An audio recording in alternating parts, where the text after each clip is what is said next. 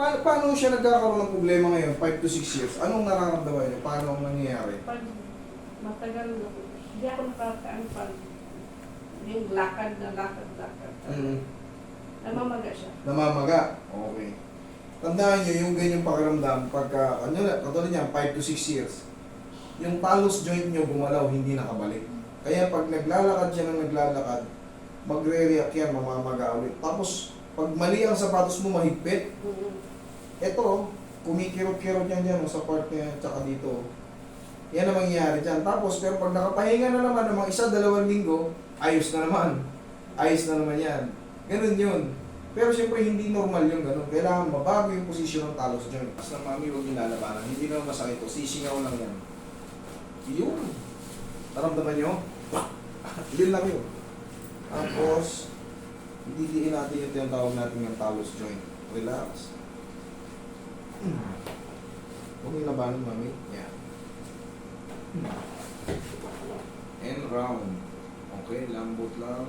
Hanapin natin kung may sasabi pa. Lambot lang. Huwag yung tigas na, mami. Yan. Pag wala na, wala na. Roy, may huwag kang pao.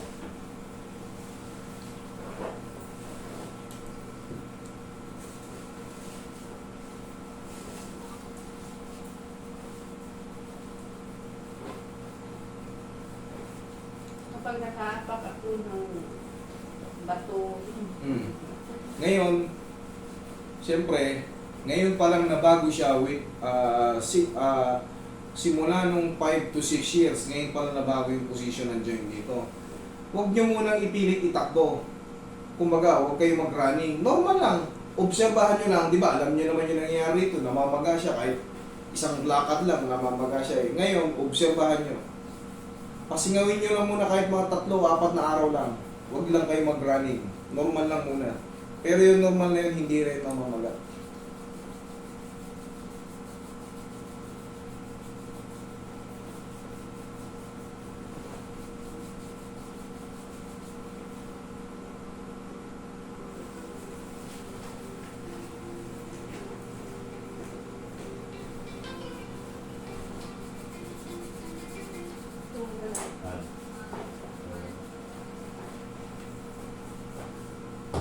Last Roy.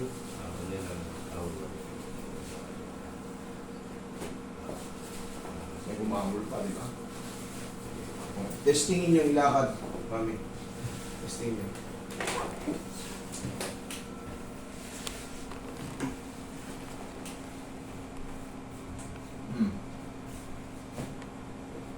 No. Okay? May nagbago. Yung umadyo siya. Garantisado. Okay? Ano? Ayan ba? Buslan pa na. Pag naligo, ano na.